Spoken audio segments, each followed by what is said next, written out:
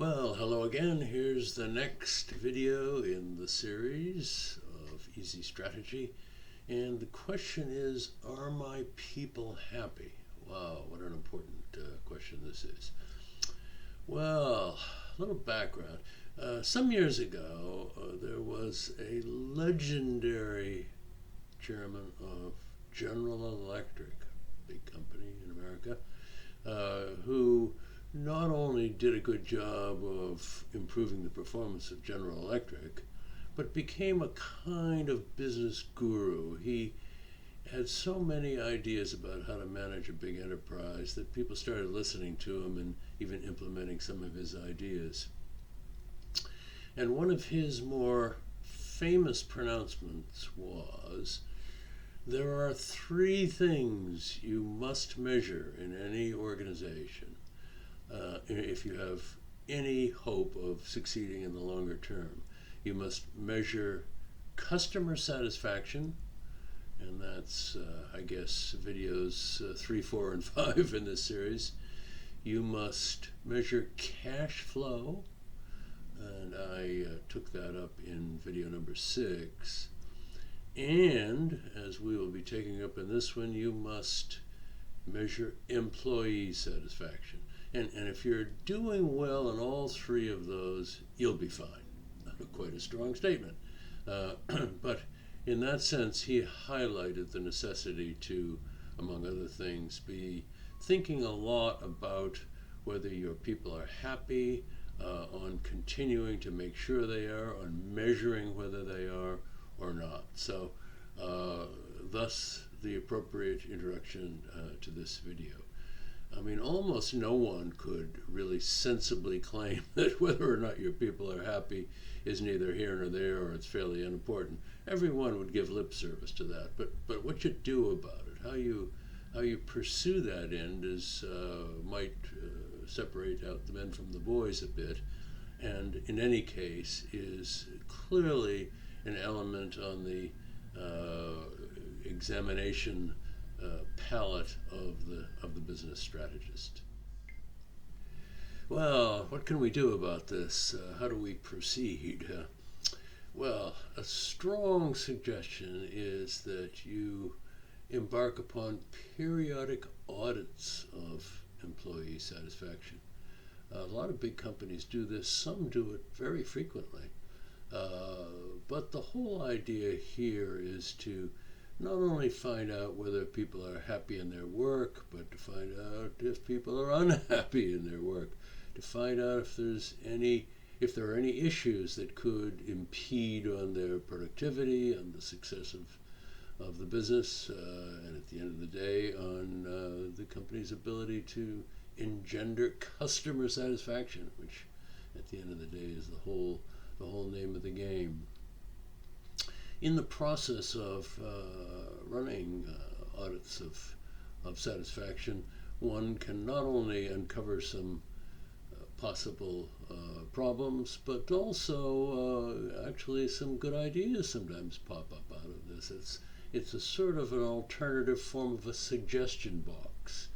And of course, employees like to feel that somebody's listening to them, that what they say matters. So all of that has to do really with the recognition of people's concerns, their insecurities if they have any, and their ambitions and aspirations. The more you can do to tap into this potential and to identify problems, the better off you are.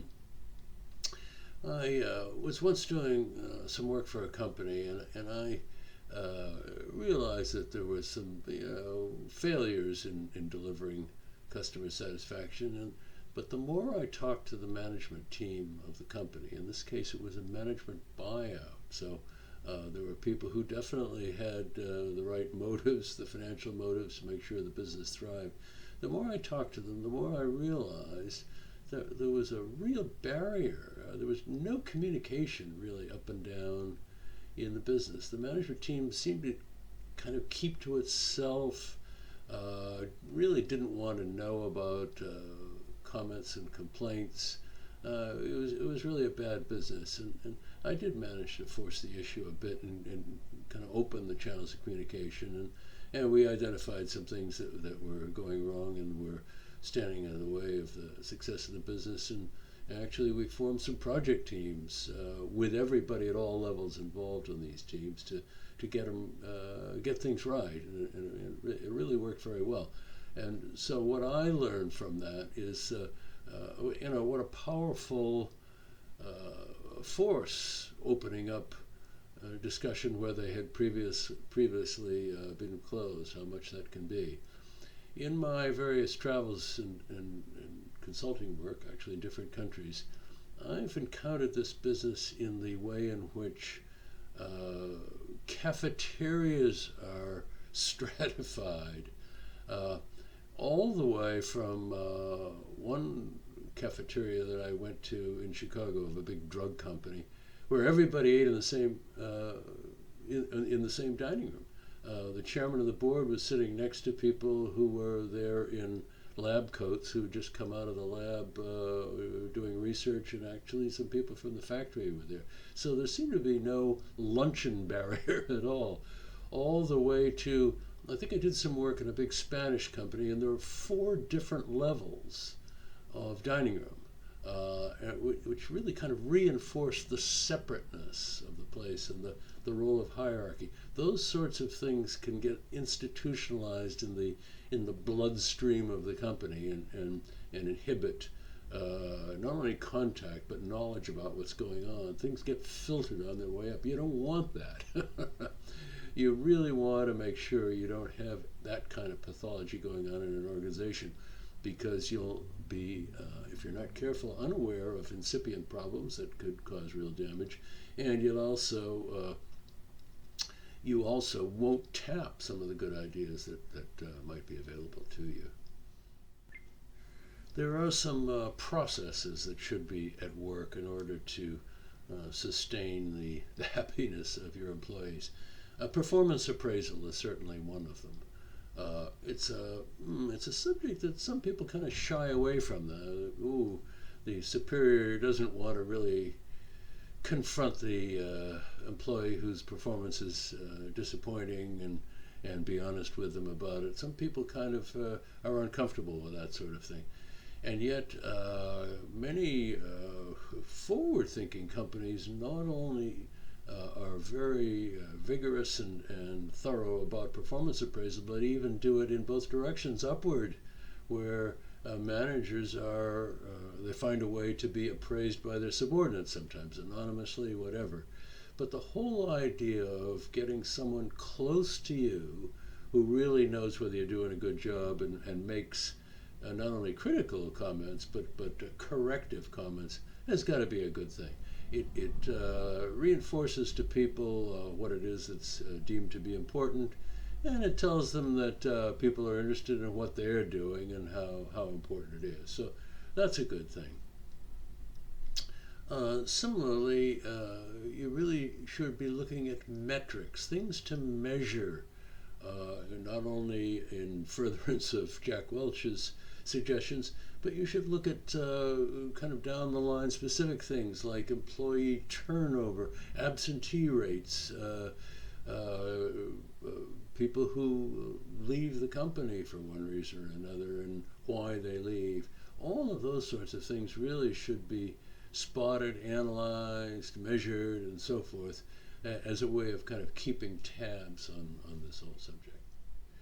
Another important component of this is incentive compensation.